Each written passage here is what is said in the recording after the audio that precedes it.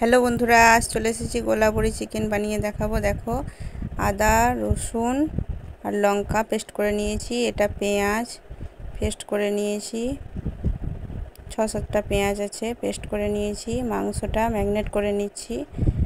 দেখো, এখানে টক দই ব্যবহার করছি আমি, যেহেতু 3 কিলো মতো মাংস আছে, সেই জন্যে আমি 10 চামচ টক দই নিয়ে নিচ্ছি।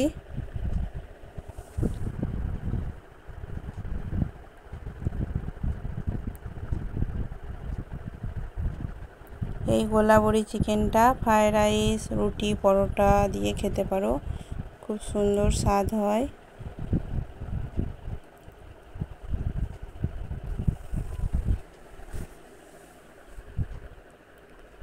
এখানে 7টা মতো পেঁয়াজ পেস্ট করে নিয়েছি, আর আদা রসুনটা পেস্ট করে নিয়েছি। লঙ্কা আদা রসুন যেটা দেখলে সেটা এর মধ্যে মেখে দেব, আর একটু হলুদ দেব। দেখো,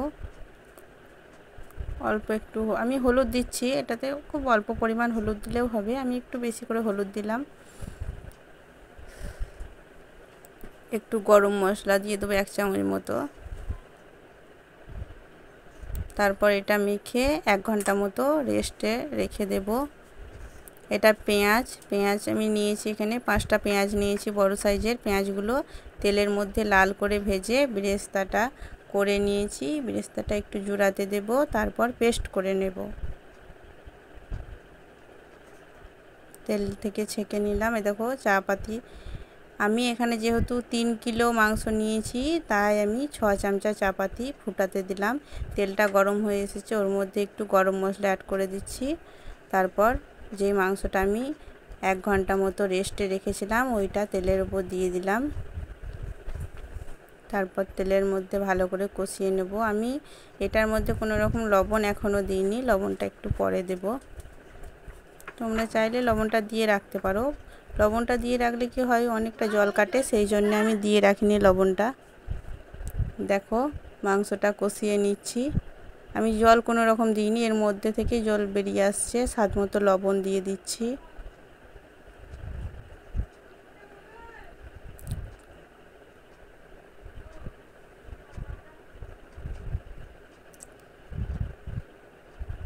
স্বাদ মতো লবণ দিয়ে দিয়েছি। এবার দেখো, যেই পেঁয়াজটা বেরেস্তা করে রেখেছিলাম ওইটা পেস্ট করে নিয়েছি। পেস্টটা এবার মাংসের মধ্যে দিয়ে দিচ্ছি, মাংসটা কষতে থাকছি। বেরেস্তাটা সম্পূর্ণ দিয়ে দেব। পেঁয়াজটা খুব লাল করে ভাজবে না, তাহলে তেতকুটে ভাব চলে আসবে মাংসের মধ্যে। চা পাতাটা ফুটে এসেছে, ছেঁকে নেব। মাংসটা অনেকটা কষানো হয়ে গিয়েছে।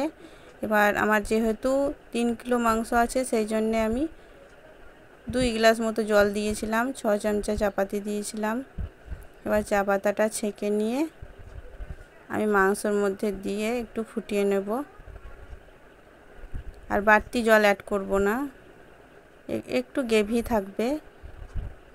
বেশি জল দিলে খেতে ভালো লাগবে না, স্বাদটা ঠিকঠাক আসবে না। দেখো, চা পাতার জলটা দিয়ে দিলাম।